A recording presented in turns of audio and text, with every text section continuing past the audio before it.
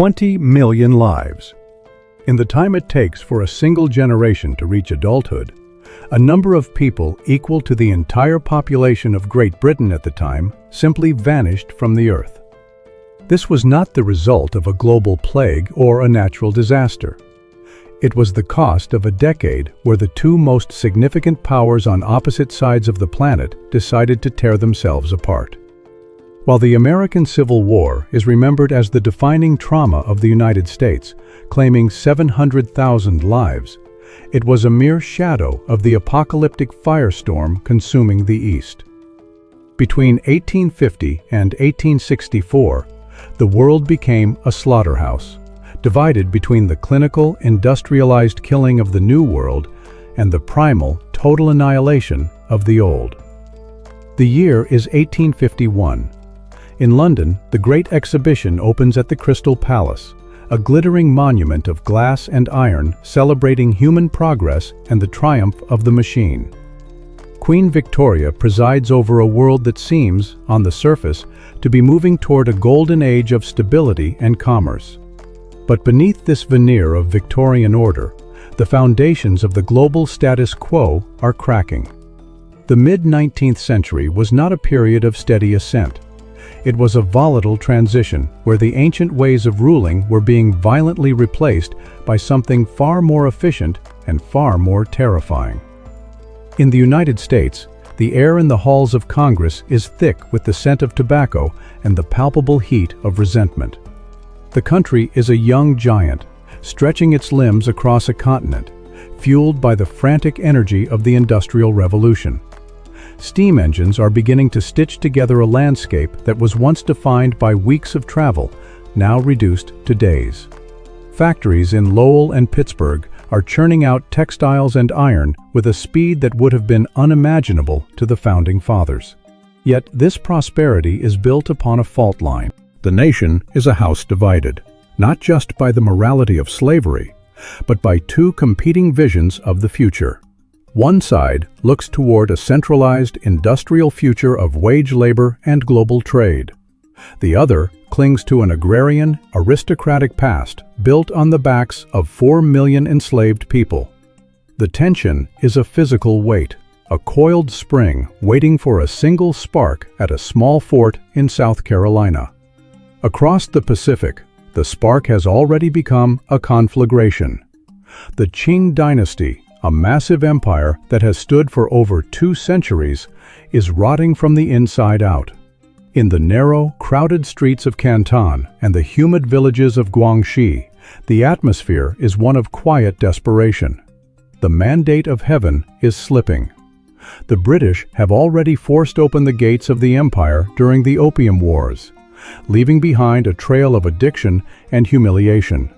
The silver that once flowed into the Middle Kingdom is now flowing out, drained by indemnity payments and the insatiable hunger for foreign drug imports. Taxes are rising, the Yellow River is flooding with cruel regularity, and the bureaucracy is paralyzed by corruption. Into this vacuum of authority steps a failed civil service scholar named Hong Xiuquan. He is a man broken by the system, having failed the imperial examinations multiple times. But in his fever dreams, he finds a new purpose. He believes he is the younger brother of Jesus Christ, sent to cleanse China of the demon Manchus and establish a heavenly kingdom of great peace. It is a message that resonates with the displaced, the hungry, and the forgotten. While the American conflict would be fought over constitutional interpretations and the rights of man, the Chinese conflict would be a holy war, a crusade of the masses that would turn the Yangtze River red with blood for 14 years. The contrast between these two worlds is a study in the evolution of human misery. In America, the war would be characterized by the birth of modern logistics.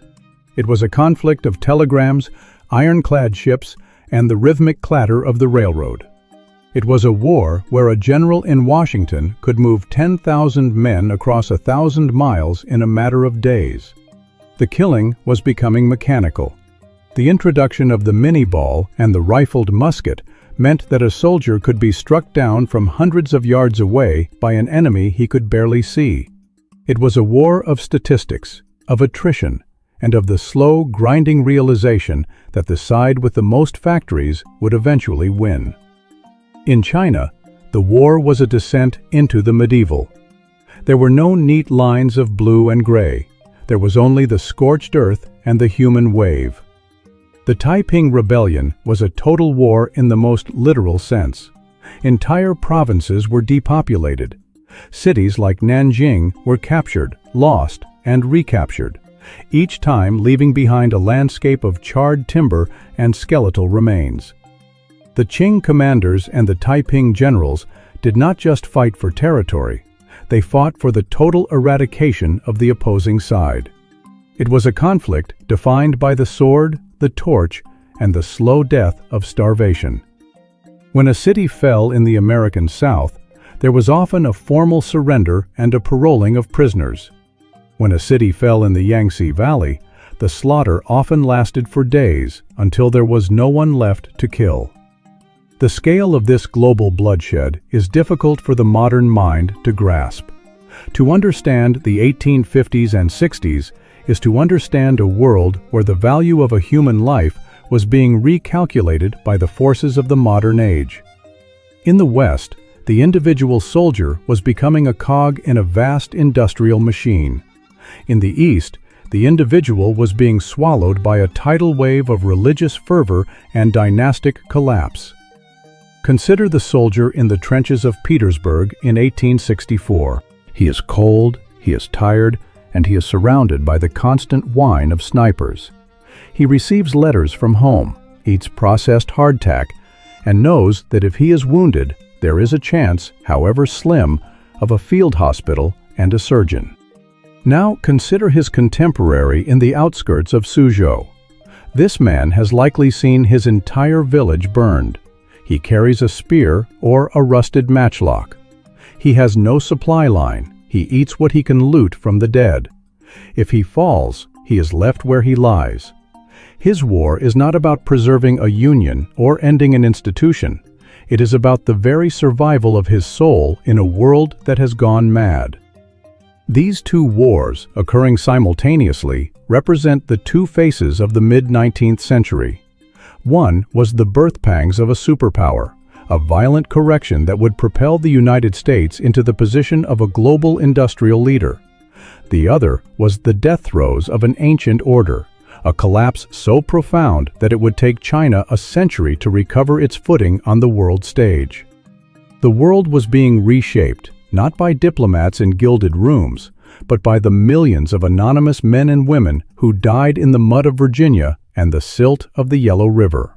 The fire of the 1850s was not a localized event. It was a systemic failure of the old world to contain the pressures of the new. The rise of global trade had brought the Opium War to China, which in turn fueled the Taiping Rebellion. The rise of the global cotton trade had enriched the American South, emboldening it to challenge the North. Everything was connected by the invisible threads of economics and the visible smoke of the steam engine. The mid-19th century was the moment the planet became truly small, and in that smallness, the friction between cultures, classes, and ideologies became lethal. As the 1850s gave way to the 1860s, the darkness deepened. The rhetoric of politicians in Washington and the prophecies of the heavenly king in Nanjing were no longer just words. They were the blueprints for a decade of organized slaughter. The world was watching, though through different lenses. European powers looked at the American Civil War with a mixture of horror and opportunistic calculation, wondering if the Republic would survive. They looked at the Taiping Rebellion with a sense of colonial greed, waiting to see which side would offer the best trade concessions before they intervened. But for the people living through it, there was no grand strategy. There was only the fire. There was the smell of burning crops that stretched for miles across the Chinese countryside. There was the sight of the funeral trains winding their way through the American North, carrying the bodies of sons and fathers back to small towns that would never be the same. This was a decade defined by the scream of the steam whistle and the silence of the mass grave. It was a time when the human race proved that no matter how much technology progressed, its capacity for self-destruction remained its most potent trait. The American Civil War and the Taiping Rebellion were not just two separate conflicts. They were the twin engines of a global transformation, fueled by the blood of millions. As the smoke began to clear toward the end of the 1860s, the world that emerged was unrecognizable from the one that had entered the decade. One nation had found its soul through a baptism of fire, while another had lost its way in a wilderness of ghosts. But before the resolution could come, the world had to endure the peak of the madness, where the disparity between the two wars would reveal the true cost of the mid-19th century. The stage was set, the actors were in place, and the two greatest empires of the age were about to collide with their own destinies in ways that would haunt history forever. Chapter 2. Two Empires at a Crossroads: American Potential and the Qing's Decay. To understand the carnage that followed, one must first look at the two giants while they were still standing, seemingly immovable, on the eve of their respective collapses. In the mid-19th century, the United States and the Qing Empire represented the two extremes of the human experience. One was a raw adolescent power, bursting with an almost violent energy and a belief in its own infinite expansion. The other was a weary titan, the oldest continuous civilization on Earth, struggling to breathe under the weight of its own history and the suffocating grip of a dying dynasty. In the 1850s, the United States was a country that smelled of coal smoke and fresh-cut timber. If you stood on a street corner in New York or Philadelphia, you would hear a cacophony of languages: German, Irish, Italian, as thousands of immigrants poured off ships every week. They were the fuel for a new kind of fire. In the North, the Industrial Revolution was no longer a distant rumor from England. It was a physical reality. The number of patents issued by the U.S. Patent Office was doubling every few years. Men like Cyrus McCormick were perfecting mechanical reapers that could do the work of a dozen men, while Samuel Colt was refining the assembly line production of revolvers. This was the American potential, a society that believed any problem could be solved with a machine or a contract. The railroad was the literal iron spine of this ambition. In 1850, the United States had about 9,000 miles of track. By 1860, that number had tripled to 30,000. These were not just transport lines, they were the nervous system of a rising superpower, allowing the North to move goods, ideas, and eventually armies, with a speed that defied the traditional limits of geography. But this potential was poisoned by a fundamental contradiction. While the North was building a future of wage labor and steam power, the South was doubling down on a past that looked more like the 17th century. The invention of the cotton gin had not eased the burden of labor. It had made the enslavement of 4 million people the most profitable enterprise in the country. The South was an agrarian aristocracy, wealthy beyond measure but fragile, its entire economy dependent on a single crop and the brutalization of a captive workforce. This was the crossroads. The United States was not one empire, but two different civilizations sharing a single flag, each convinced that the other's existence was a threat to its own survival. While America was grappling with the pressures of growth, the Qing Empire was suffocating from the pressures of decay. In the Forbidden City, the Dao Guang and later the Xianfeng emperors sat upon the dragon throne, surrounded by a bureaucracy that had remained largely unchanged for centuries. To the imperial court, the world outside China was still a collection of barbarian tributaries, but the reality on the ground told a different story. The Qing dynasty was a Manchu minority ruling over a Han Chinese majority that was beginning to remember its resentment. The decay was most visible in the economy. For centuries, China had been the world's sink for silver. Europeans traded precious metals for silk, tea, and porcelain. But by the 1840s, the flow had reversed. The British East India Company had discovered a commodity that the Chinese could not resist: opium. The drug did more than just ruin lives. It drained the imperial treasury. As silver flowed out of the country to pay for the poppy, the value of the local copper currency plummeted. For the average peasant in the Yangtze Valley, this meant that their taxes, which had to be paid in silver, effectively doubled or tripled, even as their crops stayed the same price. The human cost of this economic rot was staggering. China's population had exploded from 150 million to over 400 million in just over a century. The land could no longer support the people. Every hillside was terraced, every scrap of soil was planted, and yet millions lived on the edge of starvation. When the Yellow River burst its banks, as it did with terrifying regularity due to the neglect of the irrigation systems by corrupt officials, it didn't just cause a flood, it caused a cataclysm.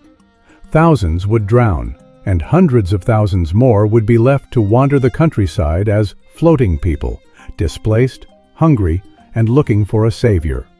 The Qing military, once the most feared force in Asia, had become a ghost of its former self. The 8 banners, the elite Manchu units, were now largely composed of hereditary soldiers who had never seen a battle and spent their days smoking opium or practicing with bows and arrows that were useless against modern firearms. The Green Standard Army, the ethnic Han constabulary, was riddled with ghost soldiers, names on a ledger used by officers to pocket extra pay. When the British iron-hulled steamship Nemesis sailed up the Yangtze during the First Opium War, it wasn't just a military defeat, it was a theological shock. The mandate of heaven was being challenged by smoke-belching monsters from the sea. This is the sharpest contrast between the two empires at the crossroads. In America, the 1850s were a time of frantic building. In China, they were a time of slow crumbling. The American potential was being channeled into the telegraph, the steamship, and the factory. The Qing potential was being strangled by a civil service examination system that required the brightest minds in the country to spend decades memorizing 2,000-year-old Confucian texts, while the world around them was being reshaped by the steam engine and the rifled barrel. Consider the fate of 2 men in 1853. In Illinois, Abraham Lincoln is a successful railroad lawyer, using the new legal frameworks of a capitalist society to navigate the complexities of property and commerce. He is a product of a system that, for all its flaws, allows for upward mobility and the constant reinvention of the self. He represents the rising tide of the West, literate, legalistic, and increasingly industrial. At the same moment, in a small village in southern China, a man named Chen Huichao is watching his children die of hunger because the local magistrate has seized his last bag of grain to pay for a war indemnity to the British. Chen has no legal recourse. There is no railroad to carry him to a new life. There is only the ancestral land that has failed him and a government that sees him only as a source of revenue. For men like Chen, the only way out is not through a ballot box or a patent office, but through the total destruction of the world that has betrayed him. The decay of the Qing was not just a political failure, it was a moral one. The bureaucracy, once the pride of the empire, was now a marketplace where offices were bought and sold. A governorship could be had for a certain amount of silver, a local magistracy for less. The men who bought these positions were not interested in governance. They were interested in a return on their investment. They squeezed the peasantry until the pips squeaked, creating a massive, pressurized reservoir of rage that only needed a single crack to burst. In America, the pressure was different but no less intense. It was the pressure of a house that had grown too fast on a foundation that was split down the middle. The Missouri Compromise, the Fugitive Slave Act, the Kansas-Nebraska Act, these were all desperate attempts to patch the cracks in the American foundation. But you cannot compromise on the fundamental nature of a human being. Either a man was property or he was a citizen. There was no middle ground that could hold. The world of 1855 was a world of 2 looming shadows. One was the shadow of the factory chimney, stretching across the American plains, promising a future of unprecedented wealth and mechanical slaughter. The other was the shadow of the pagoda, tilting toward the earth as the ground beneath it turned to mud and blood. The Americans were debating the future of labor in gilded halls, while the Chinese were beginning to sharpen their spears in the mountains of Guangxi. The United States was entering its decade of blood as a nation that had too much of everything: too much land, too much ambition, too much industrial power for its own political structures to contain. The Qing Empire was entering its decade of blood as a nation that had run out of everything: run out of silver, run out of food, and most importantly, run out of time. The crossroads had been reached. In Washington, the talk of secession moved from the fringes to the center of power. In the southern provinces of China, the Society of God Worshippers began to march, their hair grown long in defiance of the Manchu queue, their banners calling for the end of the demon rule. The two most populous and powerful entities on the planet were about to prove that the more massive the empire, the more devastating its collapse. The stage was no longer being set. The lights were already dimming. The American industrial machine was being recalibrated to produce mini-balls by the millions, while the Chinese peasantry was being forged into a holy army of the apocalypse. The world was about to witness what happens when the unstoppable force of modern progress meets the immovable object of ancient tradition, and both are consumed by fire. The peace of the old world was a thin crust over a sea of molten resentment. As the year 1860 approached, the first tremors were felt in the soil of two continents. The spark was no longer a question of if, but where it would strike first. Chapter 3. The Spark of Rebellion, from Fort Sumter to the Jinqian Uprising. The transition from a simmering crisis to an open wound began not with a grand invasion, but with a series of deliberate, symbolic gestures that made reconciliation impossible. In both the East and the West, the spark of rebellion was struck in isolated, almost quiet locations that would soon become synonymous with the end of the old world. In the early morning mist of January 11, 1851, the village of Jinqian, in the rugged, impoverished province of Guangxi, became the epicenter of a spiritual earthquake.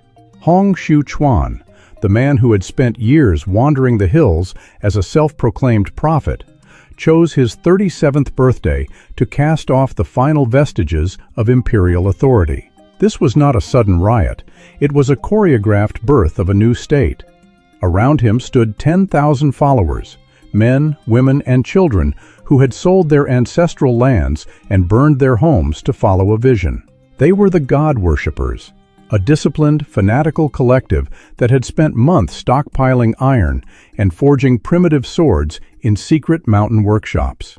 The atmosphere in Jinqian was thick with the scent of incense and the metallic tang of freshly sharpened blades. The most striking visual of this defiance was the hair. For over 2 centuries, the Manchu rulers had forced every Chinese man to shave his forehead and wear his hair in a long braid, or queue, as a sign of submission. To cut the queue was a capital offense, a literal invitation to the executioner. On that morning, the men of Jinqian let their hair grow long and wild, binding it with red turbans. They were no longer subjects of the Qing. They were the soldiers of the Taiping Tianguo, the heavenly kingdom of great peace. Hong Xiuquan stood before them, not as a scholar or a rebel, but as the heavenly king. The declaration was total. There was no room for negotiation with the demons of the Qing. The war had begun as a crusade for the soul of China. 10 years later, on the other side of the planet, the spark in America was struck with a similar sense of ceremonial gravity, though the motivations were grounded in the cold logic of constitutional law and the burning heat of sectional pride. The setting was Charleston Harbor, South Carolina. The date was April 12, 1861. At 4:30 in the morning, a single mortar shell rose from Fort Johnson, tracing a glowing arc across the pre-dawn sky before exploding directly over Fort Sumter. This was the signal for a general bombardment that would last 34 hours. The contrast in the nature of these two sparks is profound. In Jinqian, The rebellion was a grassroots explosion of the marginalized, driven by a messianic ideology that sought to overturn the entire social order. It was a war of the masses from its first breath. In Charleston, the spark was a formal act of state-sponsored violence. The men firing the cannons were not peasants with red turbans. They were uniformed soldiers of the newly formed Confederate States of America, commanded by General P.G.T. Beauregard, a man who had been taught the art of war by the very man he was now attacking, Major Robert Anderson. While the Jintian uprising was a desperate leap into the unknown by people who had nothing left to lose, Fort Sumter was a calculated gamble by an elite class that believed it had everything to protect. On the rooftops of Charleston, wealthy citizens gathered in their finest clothes, sipping wine and cheering as the shells struck the brick walls of the fort. They treated the opening of the world's most industrialized war as a spectator sport, a grand theatrical performance that they believed would be over in a matter of weeks. They could not have been more wrong. The immediate aftermath of these sparks revealed the terrifying momentum of the mid-19th century. In China, the Qing response was slow and clumsy. The local governors, blinded by corruption and a lack of reliable intelligence, initially dismissed the Jintian uprising as just another bandit raid in a troublesome province. This hesitation allowed the Taiping to move. They did not stay in the mountains. They began a disciplined, relentless march north toward the Yangtze River. As they moved, they grew. Every village they passed was given a choice: join the heavenly kingdom or be branded a demon. By the time the imperial court in Beijing realized the scale of the threat, the Taiping had become a human tidal wave, capturing major cities and absorbing tens of thousands of desperate peasants into their ranks. In America, the news of Fort Sumter traveled with the speed of lightning, thanks to the telegraph. Within 24 hours, the fall of the fort was known in every major city from Maine to California. The reaction was a collective, visceral roar. President Abraham Lincoln, who had spent his first weeks in office trying to avoid a confrontation, was now forced into the role of a war leader. He issued a proclamation calling for 75,000 volunteers to suppress the rebellion. In the North, the response was overwhelming. Men dropped their plows and walked away from their factory looms to join the colors. In the South, the call for troops was seen as a declaration of tyranny, prompting 4 more states, including the industrial and political heavyweight of Virginia, to secede. The scale of the mobilization in both nations was unprecedented. In the United States, the war was immediately framed by the logistical power of the industrial age. The railroads that had been built for commerce were now repurposed for the movement of men and materiel. The North began to leverage its factory system to produce uniforms, boots, and rifles on a scale that the world had never seen. The war was being organized like a massive corporation. In China, the mobilization was more primal and more devastating. The Taiping did not have a central factory system. They had a total society. When the heavenly kingdom moved, the entire population moved with it. They practiced a form of primitive communism, where all property was held in a common treasury. Their armies were accompanied by massive logistical trains of women and children who performed the labor of the camp. It was a society on the march, a nomadic state that sustained itself by consuming the resources of the land it conquered. While the American War was being fought between 2 organized governments, the Chinese War was a collision between 2 different definitions of what it meant to be human. The psychological shift in both conflicts was irreversible. Before Jintian and Sumter, there had been a hope, however faint, that the cracks in the empires could be mended. After the first blood was shed, that hope vanished. In America, the gentleman's war of the early months, where officers on opposite sides would send polite notes to one another, quickly dissolved into a grim, professional slaughter. In China, the conflict bypassed the gentlemanly phase entirely. From the moment the first Qing soldiers were captured by the Taiping, the standard treatment was execution. The Taiping saw the Manchus as literal demons to be exorcised from the earth. The Qing saw the Taiping as a cancer to be cut out without mercy.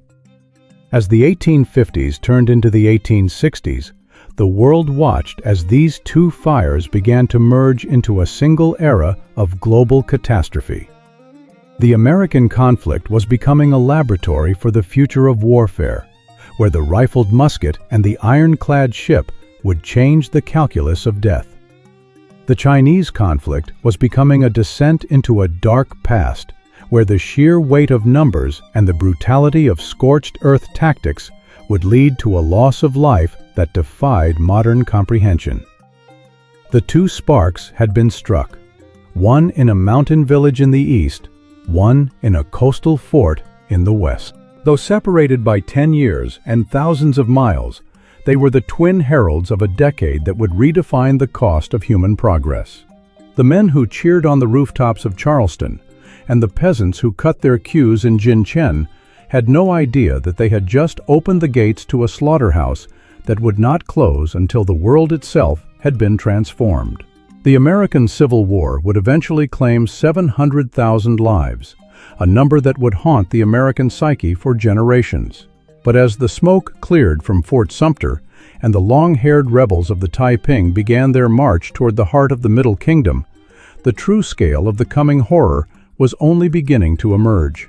The Western world was preparing for a war of iron and law, while the Eastern world was already drowning in a war of blood and prophecy. The machinery of death was now in motion, and the disparity in its hunger was about to be revealed in the most gruesome statistics ever recorded in human history. But as the armies began to march, a terrifying reality began to dawn on those who watched from the sidelines. The American conflict, for all its horror, was merely a ripple in the water compared to the ocean of blood about to be spilled in the East. Chapter 4. A massive disparity in scale, comparing casualties across continents. To understand the mid-19th century, one must first confront a terrifying mathematical reality. History books in the West often frame the American Civil War as the ultimate tragedy of the Victorian era, a cataclysmic breaking of a nation that left 700,000 men in the ground. It is a number that still defines the American identity, a scar across the collective memory of a superpower.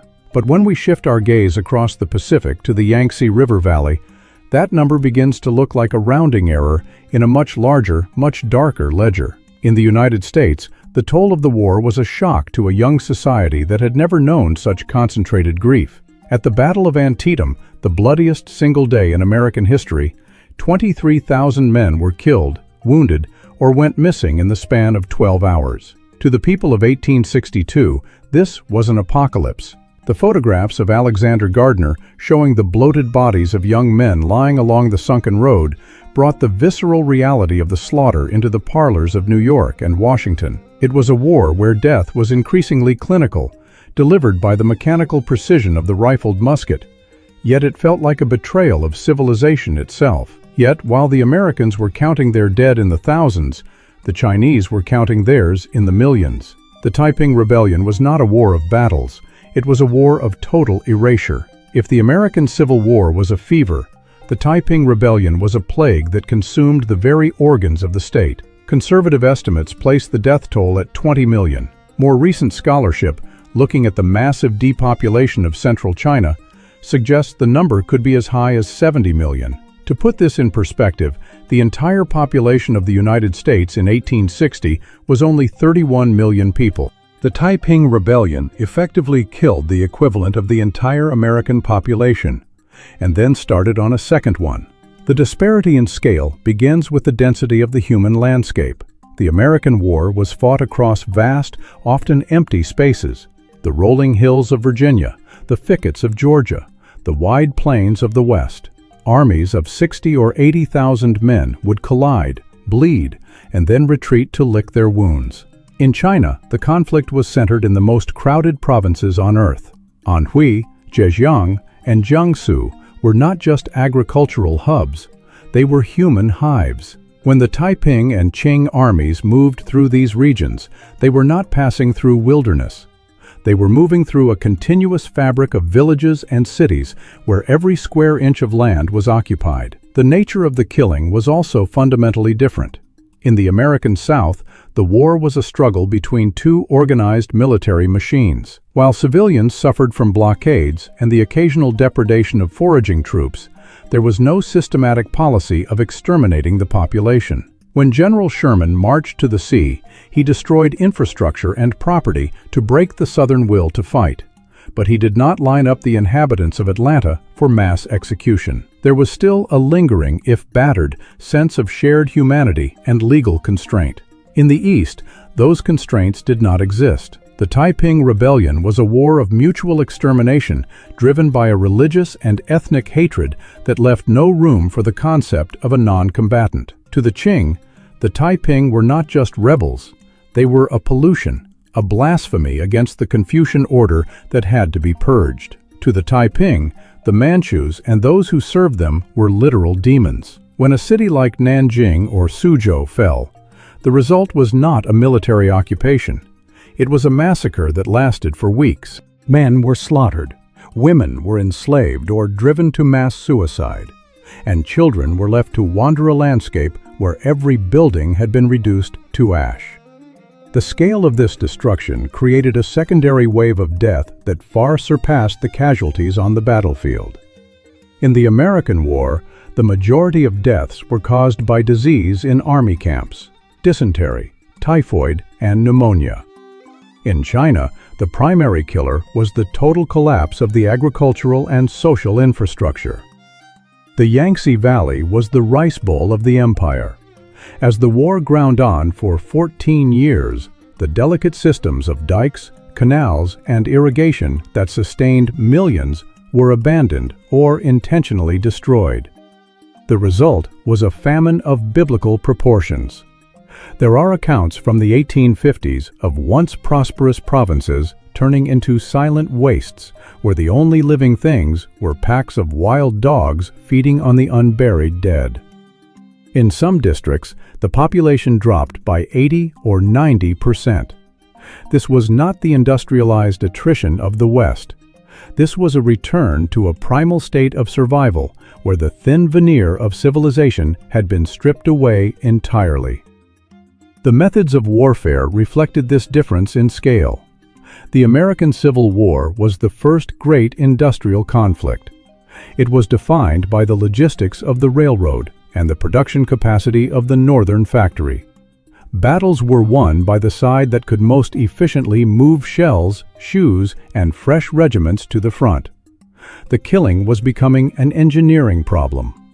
A Union general could look at a map and calculate exactly how many men he could afford to lose to take a specific hill, knowing that the factories in Lowell would produce the rifles and the recruiting stations in Chicago would produce the men to replace them.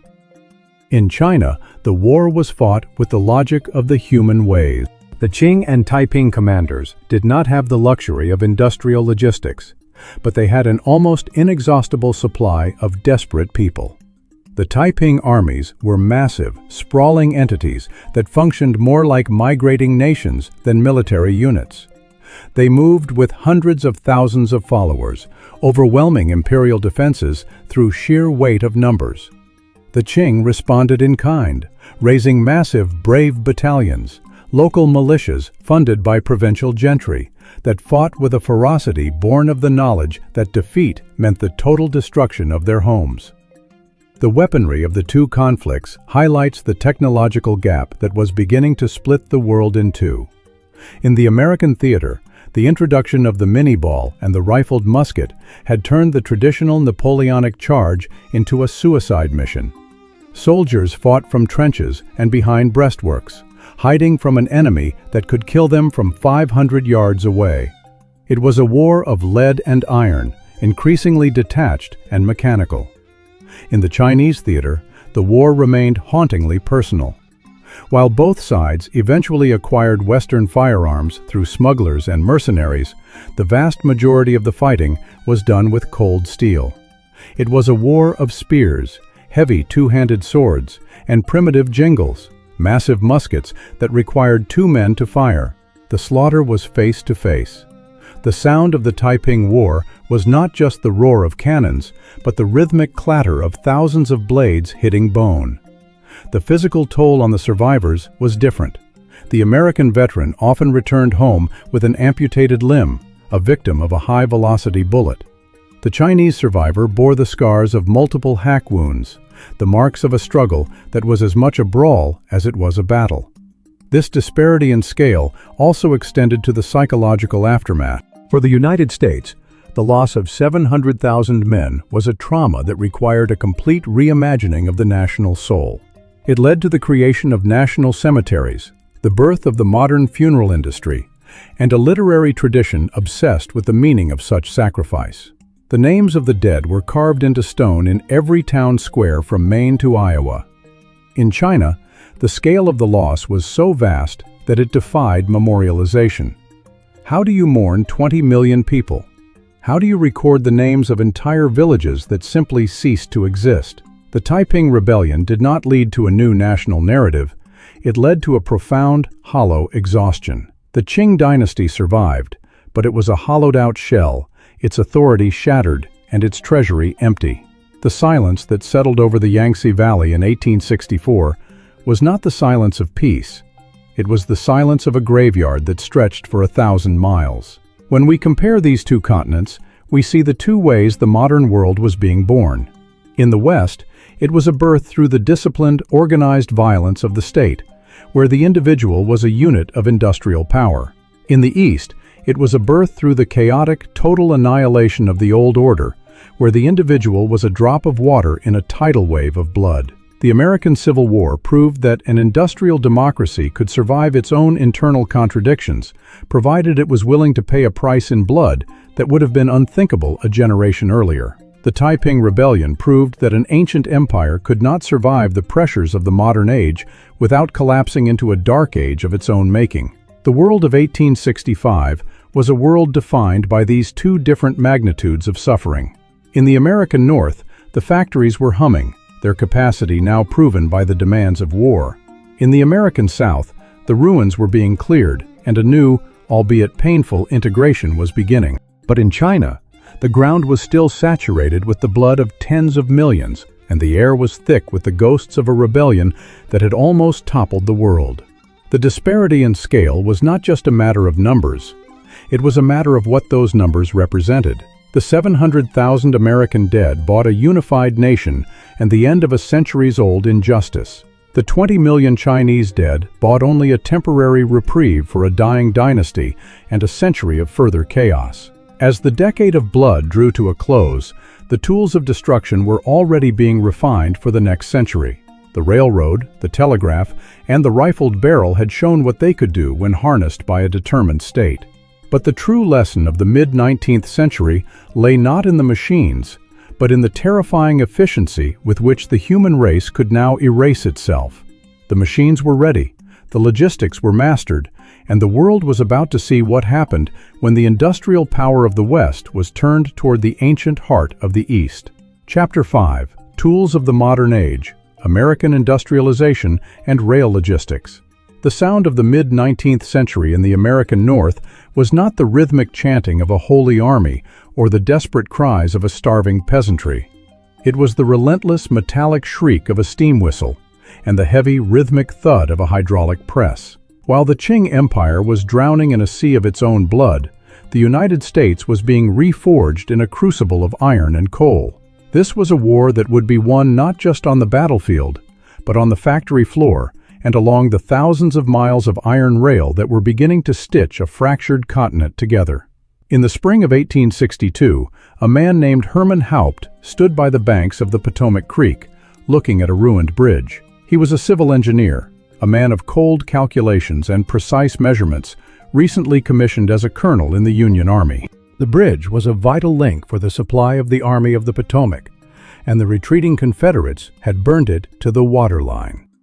Under normal circumstances, rebuilding such a structure would take months. Haupt, using a workforce of unskilled soldiers and a revolutionary understanding of prefabricated logistics, rebuilt the nearly 100-foot-high bridge in just 9 days. When President Abraham Lincoln saw it, he remarked that the structure was made of nothing but bean poles and corn stalks, yet it carried the weight of entire locomotive engines. This was the American advantage, the transformation of war into an engineering problem. In the North, the Industrial Revolution had moved past its infancy and was now a muscular, aggressive giant.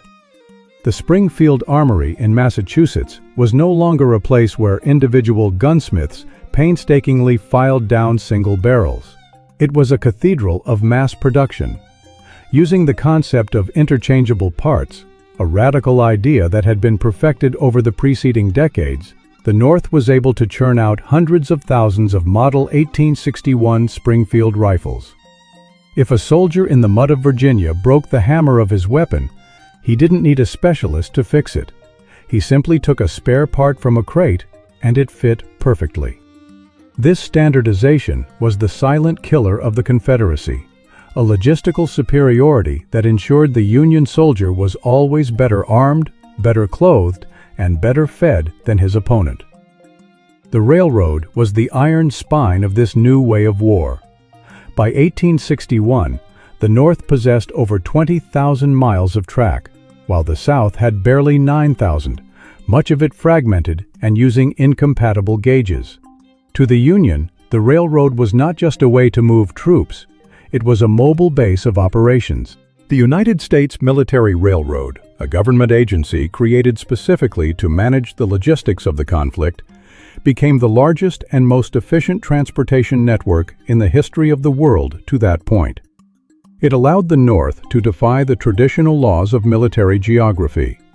In the past, an army was limited by how much food its horses could carry, and how far its men could march before their boots fell apart. Now, a general could sit in a tent in Washington and order 20,000 fresh troops from the Midwest to the front lines in Virginia, and they would arrive in days, not weeks, fed by train cars filled with salted pork and hardtack. The most stunning display of this logistical power occurred in the autumn of 1863. Following the Union defeat at the Battle of Chickamauga, the army in Chattanooga was under siege and facing starvation. In an operation that would have been impossible anywhere else on Earth, the Union High Command ordered the movement of 2 full Army corps, roughly 25,000 men, along with their artillery, horses, and 10 days' worth of supplies from the Virginia front to Tennessee. They traveled 1,200 miles, crossing multiple rivers and switching between different rail lines, and they did it in just 11 days. It was a feat of coordination that signaled the end of the age of the amateur. War was now a matter of tonnage and timetables. While the rails moved the body of the army, the telegraph provided its nervous system. In a small, cramped office in the War Department building in Washington, Abraham Lincoln spent more time than perhaps any other location during the war. He would sit for hours, his long legs tucked under a desk, watching the telegraph operators translate the rhythmic clicking of the keys into the news of the front. This was the first time in history that a head of state could exercise near real-time command over armies hundreds of miles away. The telegraph abolished the isolation of the battlefield. A commander like Ulysses S. Grant could coordinate simultaneous offensives across a 1,000-mile front, ensuring that the Confederacy could never shift its dwindling resources from one theater to another without being punished elsewhere. This industrialization of the spirit extended to every facet of life. In the North, the war became a catalyst for a new kind of capitalism. Companies like Brooks Brothers secured massive contracts to provide uniforms by the millions. Gail Borden's newly patented condensed milk became a staple of the soldier's diet, providing portable, shelf-stable nutrition that kept armies in the field longer than ever before.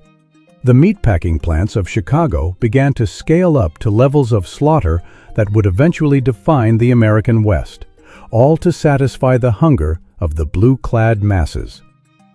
The North was not just fighting a war, It was building the infrastructure of a global superpower. But there was a dark side to this mechanical efficiency. The same industrial processes that produced boots and condensed milk also produced the mini-ball, a soft lead bullet that expanded upon impact. When fired from a rifled musket, this projectile was accurate at 500 yards and possessed a terrifying kinetic energy. It didn't just pierce skin, it shattered bone into a fine powder. The surgical saws of the era could not repair the damage. They could only remove the limb. The American Civil War became a conflict of horrific contradictions. A war fought with the tactical mindset of the 18th century, but the devastating new weaponry of the 19th. Soldiers were still ordered to march in tight, linear formations against defenses that could now mow them down with the precision of a factory machine. The logistics of the North also enabled a shift toward the concept of total war. If the railroad and the factory were the sources of Union strength, then the destruction of the enemy's infrastructure became a legitimate military goal. This was the logic that guided William Tecumseh Sherman. He understood that to win, he didn't just need to defeat the Confederate Army. He needed to break the Southern heart. His march through Georgia was a campaign against logistics. His troops didn't just burn houses. They heated railroad ties until they were red hot and twisted them around trees, creating what were known as Sherman's neckties. They destroyed the South's ability to function as a modern society, proving that in an industrial age, the civilian and the soldier were inextricably linked by the same supply chain. The contrast with the South was stark and tragic. The Confederacy was an agrarian society trying to fight an industrial war. They had brilliant tacticians and courageous soldiers, but they lacked the machine shops, the rolling mills, and the standardized parts that the North possessed in abundance. By the middle of the war, Southern railroads were literally falling apart. Engines were cannibalized for parts, and tracks were ripped up from less important lines to repair the main arteries. The Southern soldier, for all his bravery, was often barefoot and hungry, not because there was no food in the South, but because there was no way to move it to the front.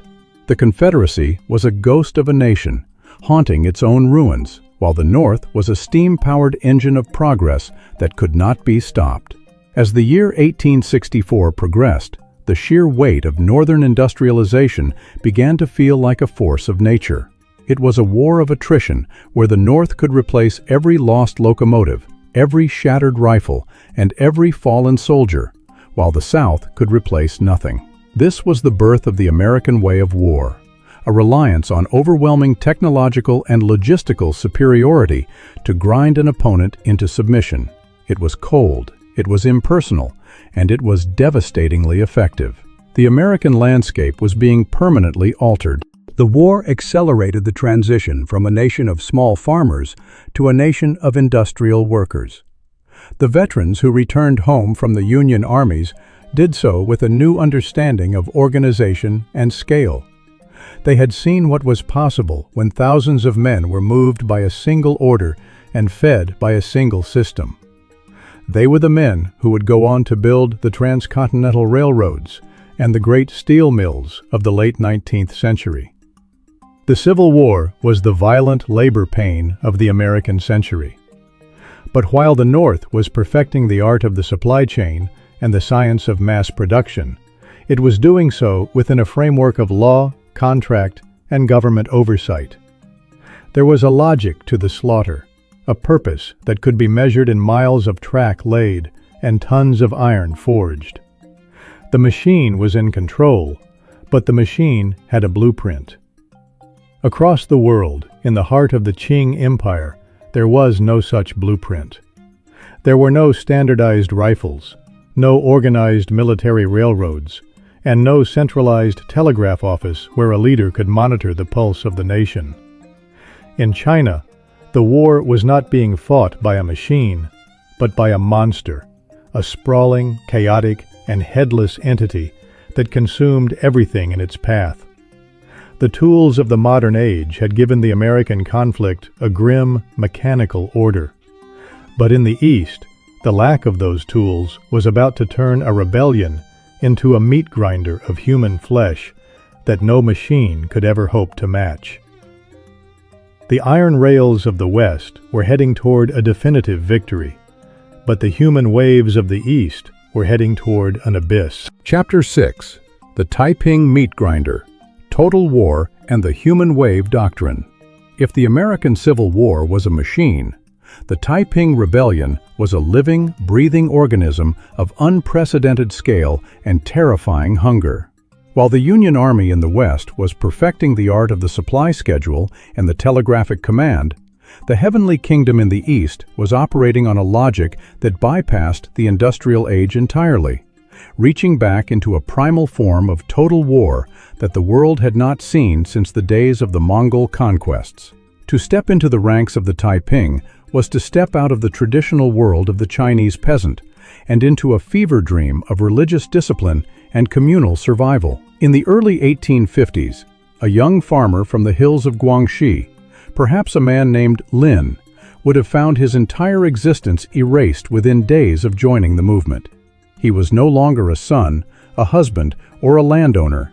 He was a soldier of the Heavenly King. His queue, the symbol of his subjection to the Qing, was hacked off.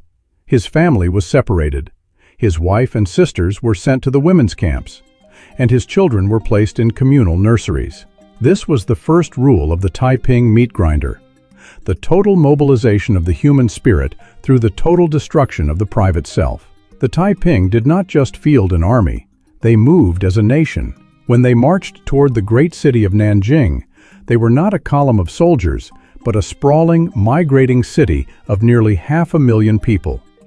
This was the human wave in its most literal and devastating form. It was not merely a tactical maneuver on a battlefield. It was a demographic tidal wave. While a Union general like George McClellan might agonize over the loss of 5,000 men in a single afternoon, the Taiping leadership viewed human life as a limitless resource, a fuel to be burned in the pursuit of a new Jerusalem on the Yangtze. The internal structure of this mass was governed by the 25 family unit. Every 25 families formed a basic cell of the rebellion, contributing a set number of soldiers to the front and a set number of laborers to the rear. There was no money within the Heavenly Kingdom. All captured gold, silver, and grain were surrendered to the Holy Treasury. This was a form of primitive, wartime communism that allowed the Taiping to sustain themselves without the benefit of a modern banking system or an industrial base. They lived off the land, but they did so with a systematic thoroughness that turned the fertile plains of central China into a wasteland. The meat grinder of the Taiping War found its most gruesome expression in the siege of Nanjing in 1853. As the rebel masses approached the city, the Qing defenders looked out from the high stone walls and saw a horizon that had turned red. The Taiping soldiers wore red jackets and red turbans, and they moved with a synchronization that chilled the blood of the imperial bureaucrats. They did not wait for formal siege lines to be drawn. They did not wait for heavy artillery to arrive from distant foundries. They simply began to dig. The Taiping were masters of subterranean warfare. While the Americans were using railroads to bring up massive siege guns at places like Petersburg, the Taiping were using thousands of peasants armed with nothing but shovels and baskets. They dug intricate networks of tunnels beneath the city walls, packing them with hundreds of pounds of primitive black powder. When the mines were detonated, the ground would heave as if an earthquake had struck, and the walls would collapse into the dust. Before the dust had even settled, the human wave would break. Thousands of men, fueled by the promise of a heavenly reward and the threat of immediate execution if they faltered, would pour into the breach. They did not charge with the measured pace of a Western infantry line. They ran, a screaming mass of long-haired warriors wielding spears, heavy cleavers, and fire pots. The carnage was not clinical. It was a chaotic, hand-to-hand struggle where the sheer weight of numbers eventually smothered any resistance. When Nanjing fell, the Taiping did not just occupy it. they purged it. Every Manchu man, woman, and child was hunted down and put to the sword, their bodies thrown into the Yangtze until the river itself was choked with the dead. This was total war in a sense that even William Tecumseh Sherman would have found unrecognizable. In the American context, total war meant the destruction of property and infrastructure to break the enemy's will. In the Chinese context, total war meant the literal physical erasure of the enemy population. There were no prisoner of war camps in the Taiping Rebellion. There were no paroled officers. There was only the choice between conversion and the executioner's blade. As the 1850s turned into the 1860s, the meat grinder only grew more efficient. The Qing dynasty, realizing that its traditional professional armies, the Eight Banners and the Green Standard Army, were useless against the Taiping fervor, allowed local scholars and gentry to raise their own private militias. The most famous of these was the Hunan Army, led by the scholar-general Zheng Guofan. Zheng Guofan understood that he could not defeat the Taiping wave with traditional tactics. He adopted a strategy that was as brutal as it was effective. He became the meat grinder himself. He turned the war into a slow, agonizing process of encirclement and starvation. He built hundreds of miles of trenches and palisades, not to protect his troops, but to wall off the Taiping-held cities from the countryside. He created a landscape of death where the goal was to ensure that not a single grain of rice entered the rebel strongholds. The human wave doctrine of the Taiping met its match in the scorched earth doctrine of the Qing. In the provinces of Anhui and Zhejiang, the two sides engaged in a competition of destruction. If the Taiping burned a village to deny the Qing's supplies, the Qing would burn 3 more to ensure the Taiping had nowhere to hide. The civilian population was caught in the middle of a conflict that had no front line. In the American Civil War, a farmer in Pennsylvania might watch a battle from his hill and then return to his plowing. In the Yangtze Valley, that farmer and his entire village were routinely conscripted, used as human shields, or simply slaughtered to prevent them from being used by the opposition. The psychological toll of this warfare created a culture of desperation. In the Taiping ranks, the religious fervor began to warp into a dark, apocalyptic paranoia. Their leaders, once united by a vision of peace, began to turn on one another in a series of bloody internal purges. In 1856, the Eastern king, Yang Shouqing, was murdered along with 20,000 of his followers in a single week of fratricidal violence inside the walls of Nanjing. The meat grinder was now consuming its own makers. The contrast with the American experience was profound. While the Union and Confederate armies were becoming more professional, more organized, and more reliant on technology, the Chinese armies were becoming more fragmented and more reliant on raw, unmitigated brutality. The American soldier was a citizen soldier, a man who expected to return to a society that still functioned. The Taiping soldier was a man who knew that his world was gone, and that his only future was a glorious death or a life of perpetual conflict. The weaponry of the Taiping meat grinder remained stubbornly grounded in the physical. While the North was producing rifled muskets by the hundreds of thousands, the majority of the killing in China was still done with the Dao, the heavy, curved broadsword. The wounds were horrific. In the American War, a soldier might be struck by a bullet he never saw. In China, he felt the weight of the blade as it severed his arm. He heard the breath of the man who was killing him. This proximity to death created a different kind of soldier, one who was hardened to a degree that horrified the few Western observers who witnessed the conflict. One such observer, a British officer, noted that the Taiping seemed to have no fear of pain or death. He watched as a group of rebels, their clothes on fire from a Qing incendiary, continued to charge forward, swinging their swords until they collapsed. This was the power of the human wave.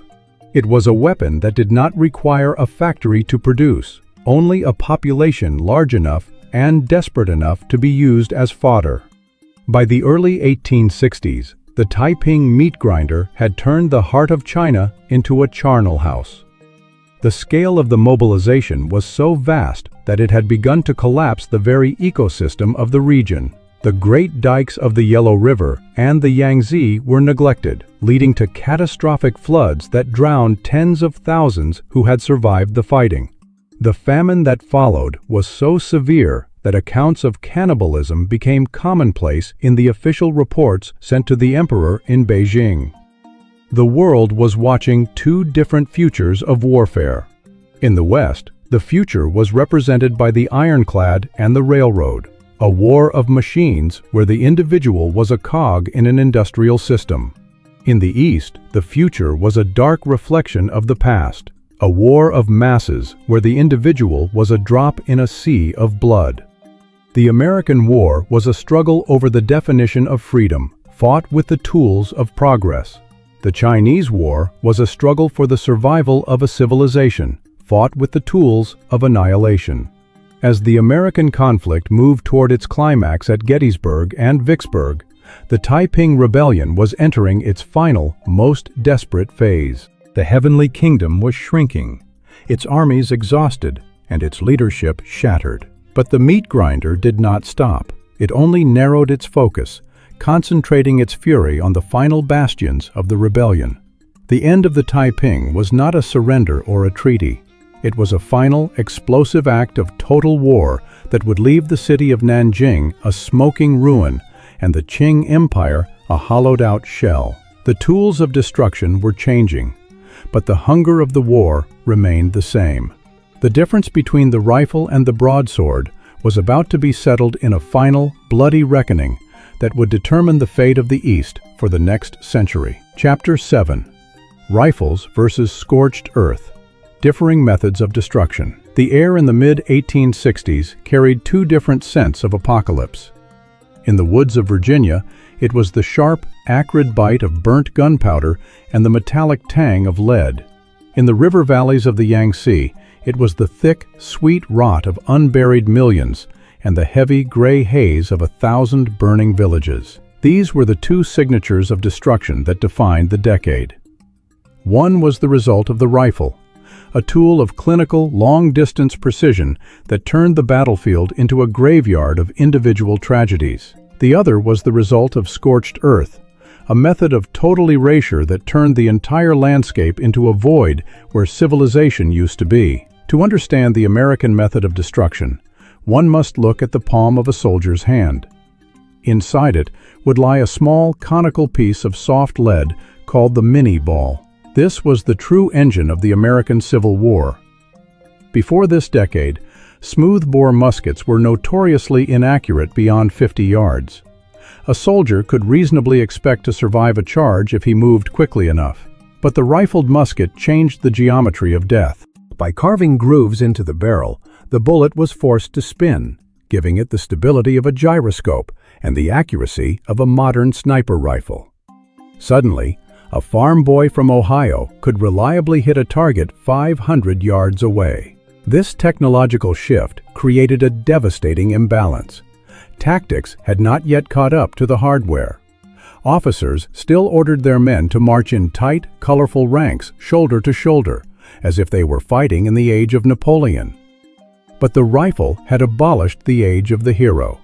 At the Battle of Fredericksburg, Union soldiers were mowed down in rows before they could even see the faces of the men shooting at them.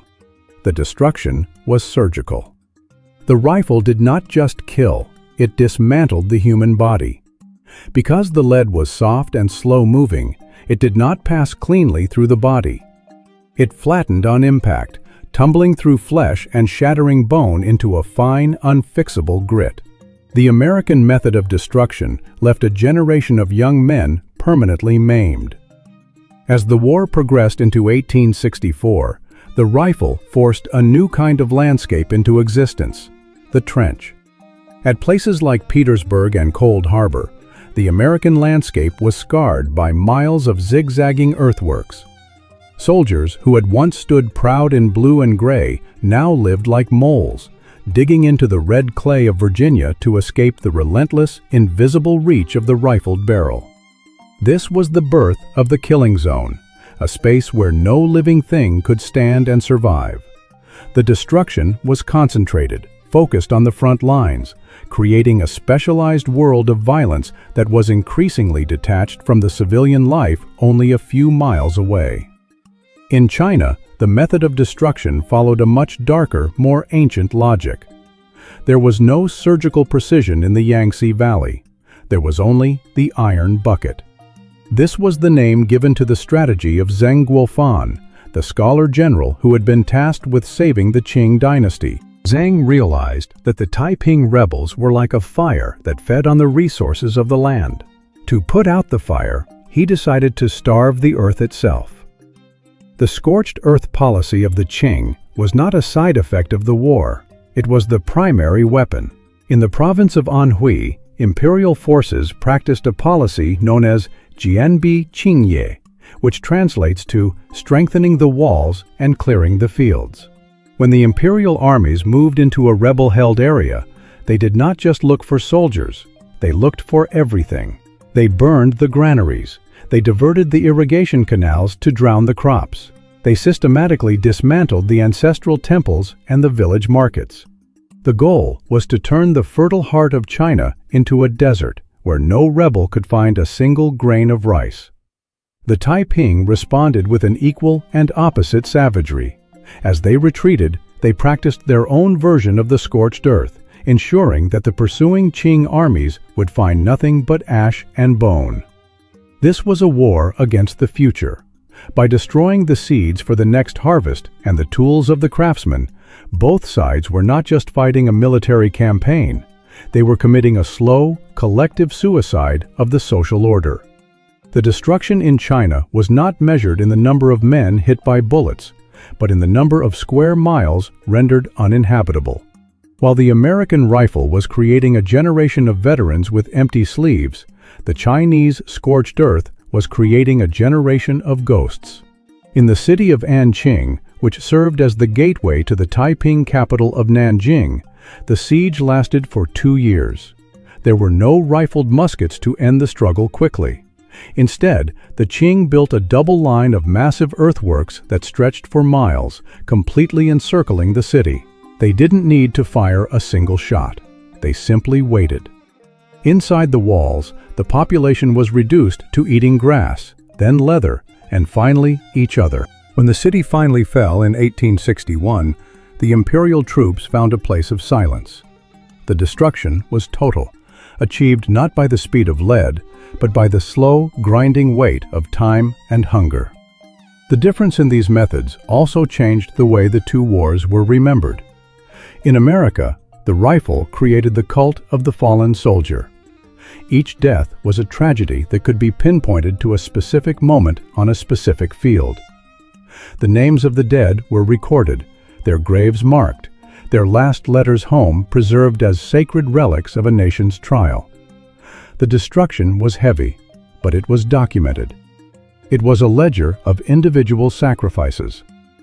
In China, the scorched earth created a tragedy of such vast, blurry proportions that the individual was lost entirely.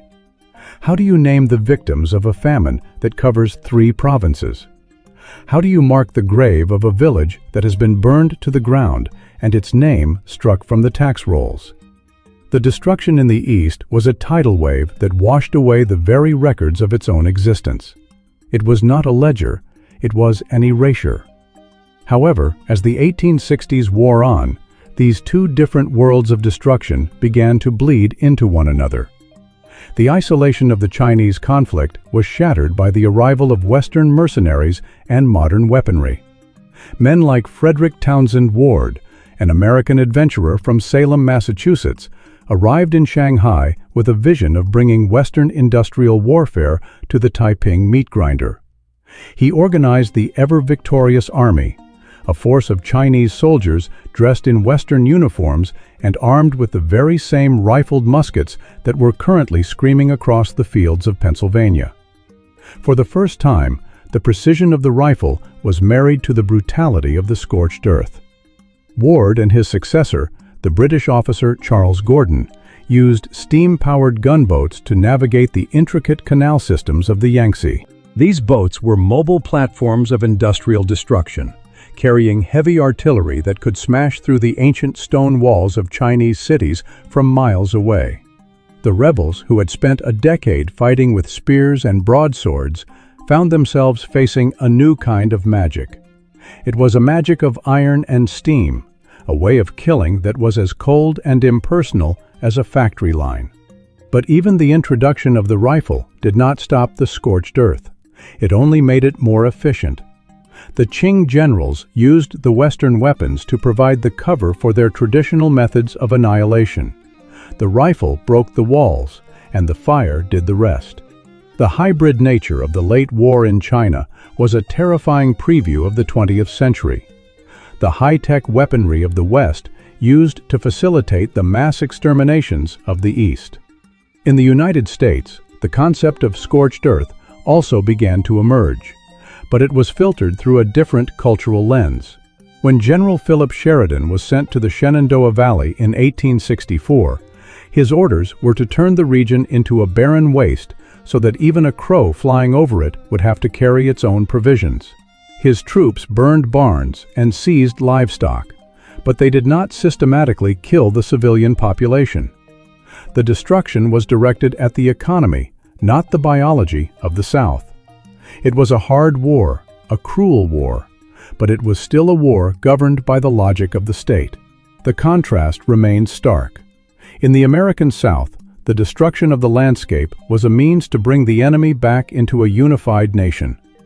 In the Chinese heartland, the destruction of the landscape was a means to purge a poison from the body politic. The American rifle was a tool used to settle a constitutional argument. The Chinese scorched earth was a tool used to decide which version of humanity would be allowed to survive. By 1865, the results of these two methods were written across the face of the earth. In America, the war ended with a surrender at a courthouse. The soldiers stacked their rifles, the very tools that had caused so much grief, and went home to a land that was scarred but still recognizable. The infrastructure of the North was intact, and the South, though broken, was already being mapped for reconstruction. The rifle had done its work, and now it was silent. In China, there was no courthouse, no formal surrender, and no reconstruction. The Taiping Rebellion ended when the walls of Nanjing were finally breached by a massive underground explosion. The imperial troops poured in, and for 3 days, the city was a theater of unimaginable horror. The scorched earth policy reached its final logical conclusion. Every building was set ablaze. Every person found within the walls was killed. The heavenly kingdom of great peace vanished in a pillar of smoke that could be seen for 50 miles. The decade of blood had proved that humanity had reached a new, terrifying threshold in its ability to destroy itself. Whether through the mechanical precision of the industrial rifle or the ancient, totalizing fury of the scorched earth, the mid-19th century had shown that no distance was too great and no population was too large to be reached by the hand of death. The machines of the West and the masses of the East had both found their limits in the mud of the battlefield and the ashes of the village. But as the smoke cleared over Nanjing and the Richmond ruins, a new question began to haunt the survivors. The tools of destruction were now perfected, but the ideologies that drove them were only just beginning to hunger for more.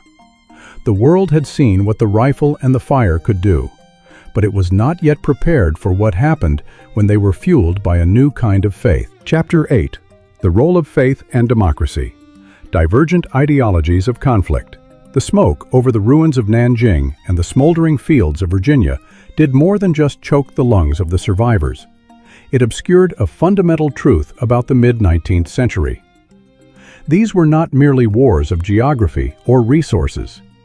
They were wars of the mind. While the soldiers in the trenches of Petersburg and the peasants in the walled cities of the Yangtze were dying by the same lead and fire, the ideas they carried into their graves belonged to two entirely different universes of thought.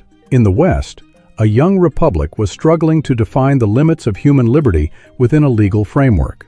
In the East, an ancient civilization was being torn apart by a messianic vision that sought to replace the mandate of heaven with a kingdom of God on earth. If you had walked through a Union camp in the autumn of 1863, you would have heard the sounds of a literate, argumentative, and deeply political army.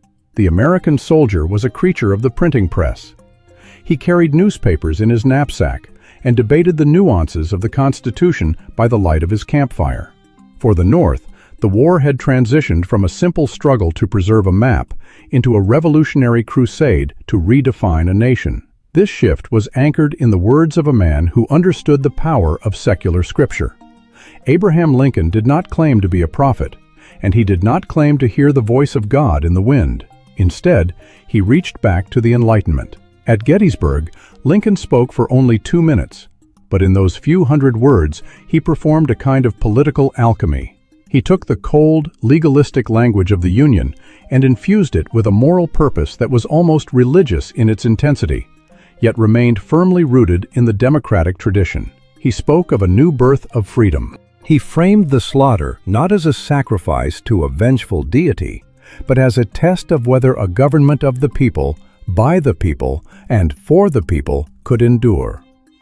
This was the ideology of the ballot box and the courtroom, scaled up to the size of a continent.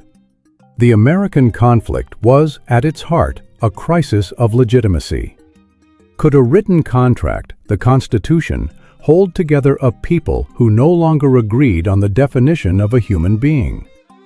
In the South, the ideology was equally grounded in a specific, albeit darker, interpretation of democracy and faith. The Confederacy did not see itself as a rebellion against the idea of liberty, but as the true heir to the American Revolution. They fought for the right of a community to govern itself, even if that government was built upon the systematic enslavement of 4 million people. Their faith was a conservative, orthodox Christianity that found in the Bible a justification for a racial hierarchy. It was a clash between two versions of the same dream, a northern dream of an industrial, egalitarian future, and a southern dream of an agrarian, aristocratic past.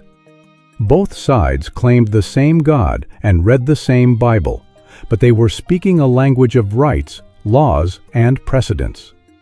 Across the Pacific, the language of the Taiping Rebellion was one of revelation and blood. Hong Xiuquan did not look to the Enlightenment or the Magna Carta for his authority. He looked to a series of visions he had experienced in a fever dream years earlier. In these visions, he believed he had ascended to heaven, where he met a golden-bearded man who gave him a sword and a younger brother who instructed him on how to purge the world of demons. When Hong eventually encountered Christian tracts provided by Western missionaries, he did not see them as a call to peaceful worship. He saw them as a manual for revolution.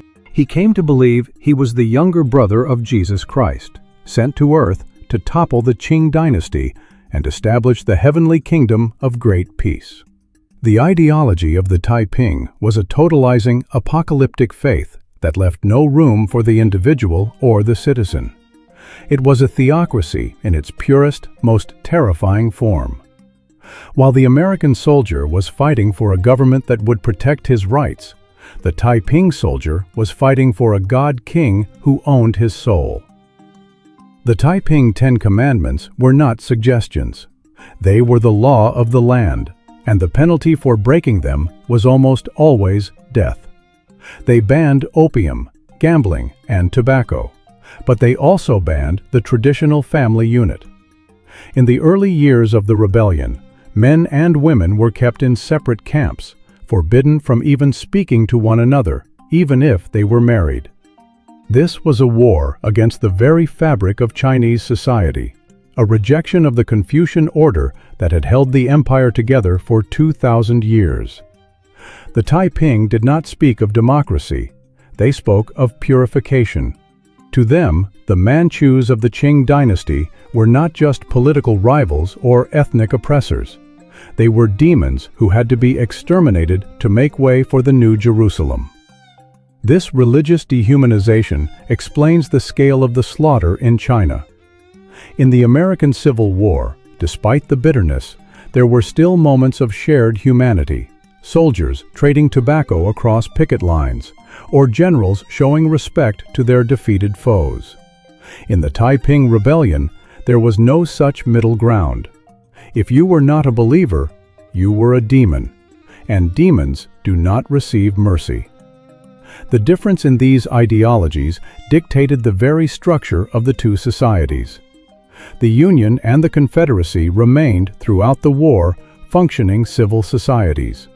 They held elections, they had active and dissenting presses, and they maintained a clear distinction between the military and the civilian government. Even at the height of his power, Lincoln was subject to the whims of the voters and the rulings of the courts. In contrast, the Heavenly Kingdom was a monolithic entity where the military, the government, and the church were one and the same. There was no dissent in Nanjing, only heresy. There were no citizens, only disciples. This divergence in thought led to a divergence in the human experience of the war. An American soldier, even in the middle of the carnage, felt like a participant in a grand political experiment. He felt that his vote and his voice mattered.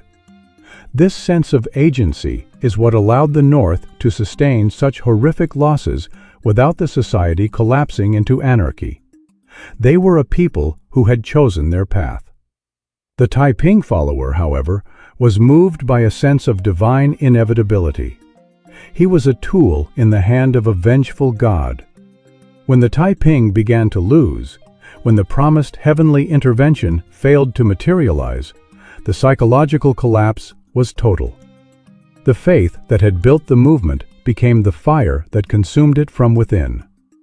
The role of the intellectual elite also differed wildly. In America, the war was a debate among lawyers, editors, and poets. Men like Walt Whitman and Ralph Waldo Emerson sought to find a meaning in the blood that would justify the cost of the Union. In China, the war was a struggle for the soul of the literati. The Qing dynasty survived not because of the brilliance of its emperors, but because the scholar gentry, the class of men who had spent their lives studying the Confucian classics, were horrified by the Taiping's rejection of tradition. They saw the rebellion as an assault on civilization itself. For men like Zhang Guofan, the defense of the Qing was not a defense of a corrupt dynasty, but a defense of the very idea of order, hierarchy, and history. The global implications of these two ideological struggles were profound. The Western powers, Britain and France, looked at the American Civil War and saw a conflict they could understand, even if they were divided on who to support. They saw a war of interests and nations. But when they looked at the Taiping Rebellion, they saw something alien and frightening. Initially, some missionaries were excited by the prospect of a Christian China, but they were quickly repulsed by Hong Xiuquan's heterodox and violent theology. The West eventually chose to support the decaying Qing dynasty, not because they loved the Manchus, but because the Qing represented a recognizable, if weak, state, whereas the Taiping represented a chaotic, unpredictable force of religious fanaticism. By 1864, the ideological battle lines were etched into the very soil of both nations. In America, the passage of the 13th Amendment was the final victory of the idea of the citizen over the idea of the master. The war ended with a reaffirmation of the social contract, however flawed and incomplete it remained. The American ideology had proven that a democracy could be more efficient and more resilient than an autocracy, provided it was fueled by a clear moral purpose. In China, the fall of Nanjing was the final defeat of a vision that could not sustain itself in the face of reality.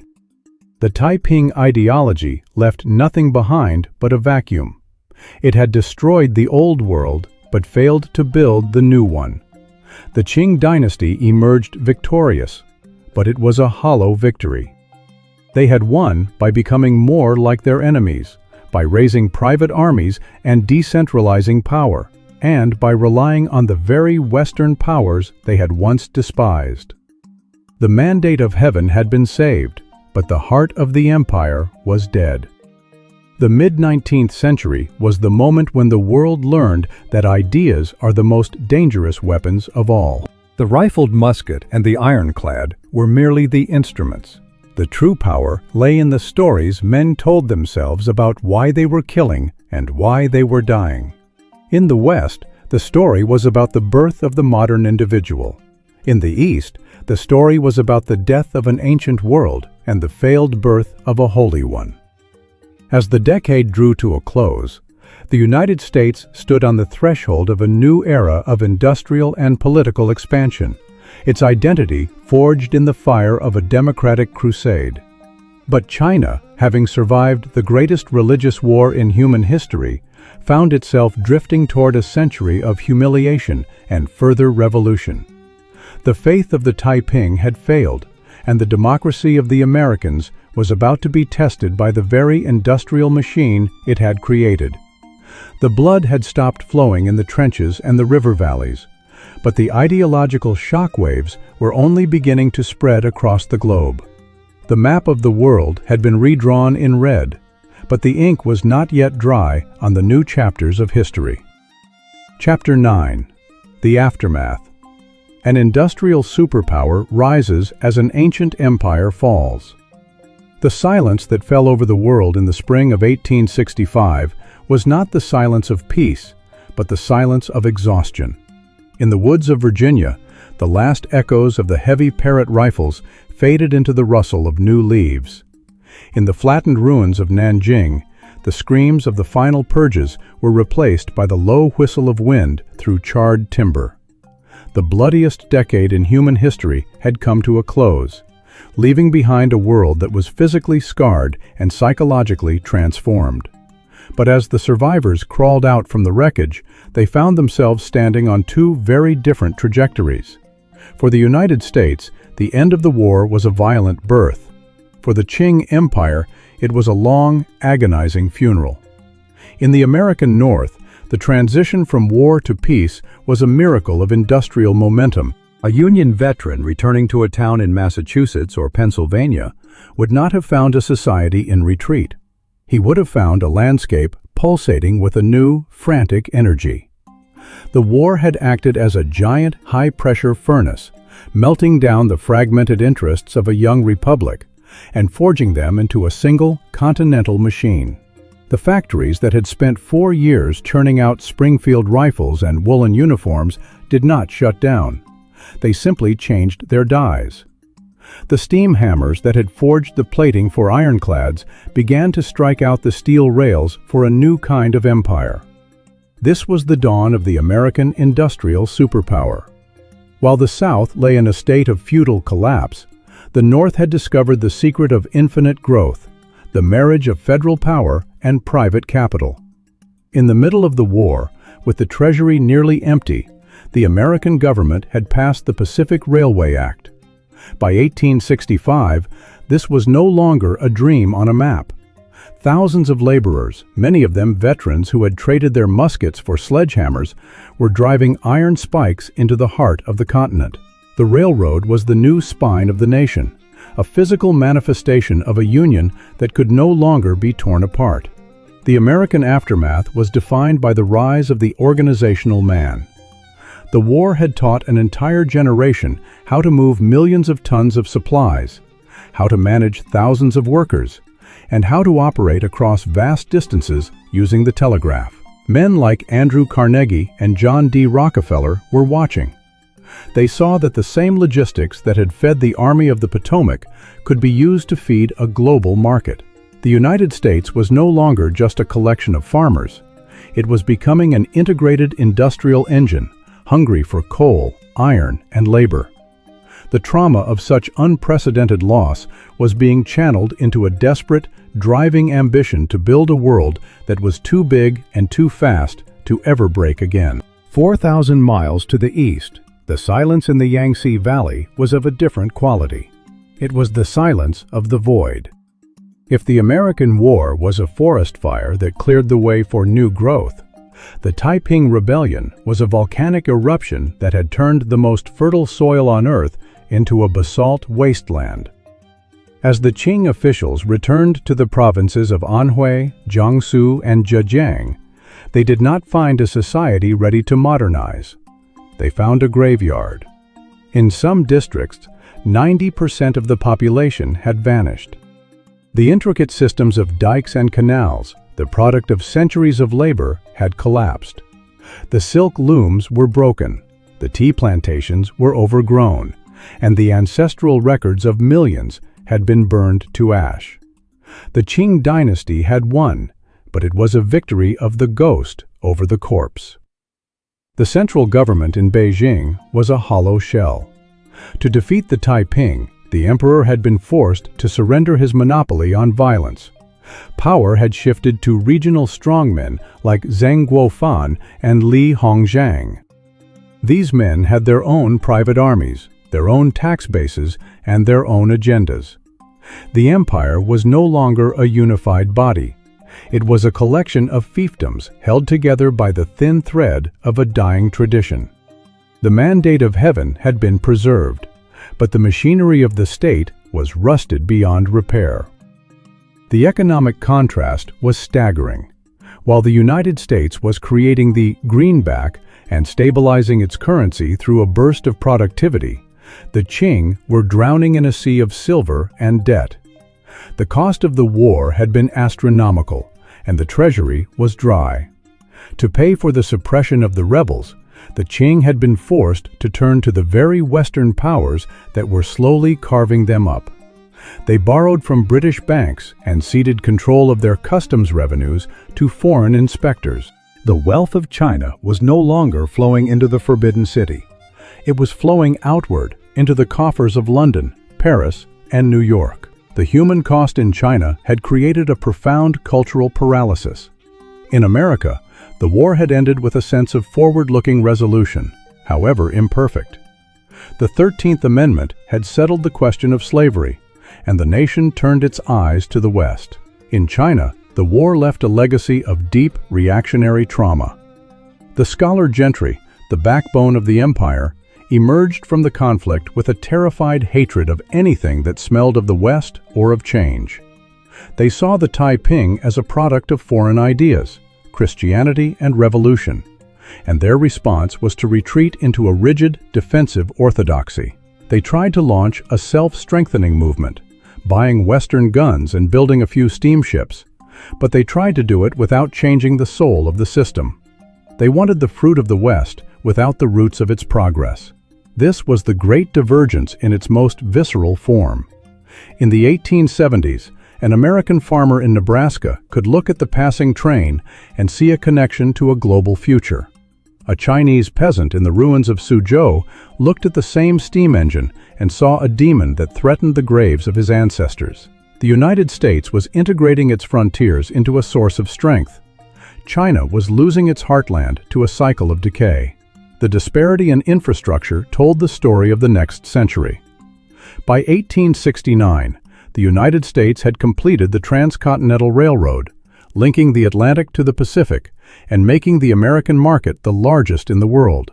In the same year, the Qing government was still debating whether a single short line of rail near Shanghai would offend the local spirits. When a small experimental track was finally built by British merchants in 1876, the local officials bought it, tore up the rails, and shipped them away to Taiwan. One nation was building bridges to the 20th century. The other was trying to rebuild the walls of the 17th. Even the way the two nations treated their veterans revealed the path ahead. In the North, the Grand Army of the Republic became a powerful political force, pushing for pensions and social stability, ensuring that the men who had saved the Union had a stake in its prosperity. In China, the irregular soldiers who had fought for the Qing were often simply disbanded without pay. These men, trained in the arts of the meat grinder and the scorched earth, did not return to the plow. They became bandits, secret society members, and the seeds of future warlord armies. The violence of the 1860s did not end in China. It just went underground, waiting for the next crack in the imperial facade. The global center of gravity was shifting. For 2,000 years, the wealth and population of the East had been the envy of the world. But the bloodiest decade had broken the spine of the old order. As the United States began to export its wheat, its oil, and its machines to every corner of the globe, the Qing Empire became a sick man, a passive victim of a new kind of imperialist hunger. The American rise was fueled by the very things that the Chinese War had destroyed: trust in the state, the mobility of labor, and the marriage of science to the battlefield. By the time the 1880s arrived, the results were undeniable. The United States was an industrial powerhouse, a land of skyscrapers and electricity, a place where the future was being invented every day in the laboratories of Menlo Park. China was a land of famines and indemnities, its ports controlled by foreign gunboats, its people drifting into the dark haze of opium to forget the horrors they had witnessed. The American Civil War had been a surgical operation, agonizing but successful in removing a cancer. The Taiping Rebellion had been a botched amputation that left the patient bleeding out on the floor of history. The world was now divided into those who drove the machines and those who were crushed by them. The industrial superpower was no longer a dream. It was a reality that cast a long, cooling shadow over the entire planet. And the ancient empire, once the sun around which the East revolved, was now a fading star, collapsing under the weight of its own unburied millions. But as the new American century dawned, a dark irony began to emerge from the smoke of the old battlefields. The very industrial machine that had saved the Union was now creating a world so interconnected and so volatile that the next explosion would not be confined to a single continent. Chapter 10. Reflections on the bloodiest decade in human history. The dust of the 1860s did not merely settle, it petrified into the foundation of the modern world. To look back at this decade from the vantage point of the late 19th century is to stand on a ridge and look down into a valley filled with the wreckage of two civilizations that took diametrically opposed paths through the fire. The American Civil War and the Taiping Rebellion were not isolated tragedies. They were the twin chambers of a heart that beat with the frantic, irregular rhythm of a species undergoing a violent mutation. This was the decade when humanity truly learned how to kill at scale, and in doing so, it learned how to build at a scale that had once been reserved only for the gods. If one were to count the heartbeats of those lost during these 10 years, the silence would be deafening. In the West, the number 700,000 carries a weight that still anchors the American psyche. It is a number that represents a generation of potential, of fathers never known and inventions never realized. But when that number is placed alongside the tally from the East, the scale becomes almost impossible to comprehend. 20 million, 30 million. Some estimates suggest even more. The disparity is not just a statistical anomaly. It is a profound commentary on the nature of the state and the value of the individual. In America, the death of a single soldier at a place like Antietam or Cold Harbor was a documented event. A letter was written. A grave was dug. A name was carved into stone. The machinery of the state, even in its most desperate hour, remained committed to the ledger of the individual. This commitment to the person, even in death, is what allowed the American Republic to survive its own self-destruction. The war was a tragedy of citizens. In China, the deaths were a tragedy of masses. The Taiping Rebellion was an erasure of entire lineages, a demographic collapse so profound that it altered the genetic map of the Yangtze Valley. There, death was not an event to be recorded, it was a condition to be endured. The reflection on this decade must begin with the realization that the 1860s killed the idea of the limited war. Before this era, conflict was often a matter of professional armies meeting on defined fields, a chess match of kings and generals. But the American industrial machine and the Chinese ideological furnace turned war into a totalizing experience. It was no longer enough to defeat an army. One had to dismantle a society. Sherman's March to the Sea and Zheng Guofan's Iron Bucket were the same philosophy translated into different languages. They both understood that in the age of the masses, the source of an enemy's power was not his sword, but his soil, his grain, and his will to believe. Consider the technological ghost that haunts both conflicts: the telegraph. In the United States, the telegraph wires followed the railroad tracks, creating a nervous system for a new kind of leviathan. For the first time in history, a leader could sit in a room in Washington and feel the pulse of a battle 1,000 miles away in real time. This connectivity created a sense of unified purpose, a collective consciousness that could be directed with surgical precision. In China, the lack of such a nervous system meant that the war was a series of localized apocalypses, each province a separate hell, disconnected and drifting. The American victory was a victory of synchronization. The Chinese victory was a victory of attrition. The reflection also forces us to look at the faces of the two men who stood at the centers of these storms: Abraham Lincoln and Hong Xiuquan. One was a man of the law, a wrestler with logic and language who sought to find a path through the blood that led back to a shared humanity. The other was a man of the vision, a dreamer who believed that the only path to peace was through the total purification of the earth. Lincoln's legacy was a nation that, despite its deep scars, remained a conversation. Hong's legacy was a crater where a kingdom used to be. The 1860s proved that while a law can be amended, a vision can only be broken. The economic echoes of this decade are perhaps the most persistent.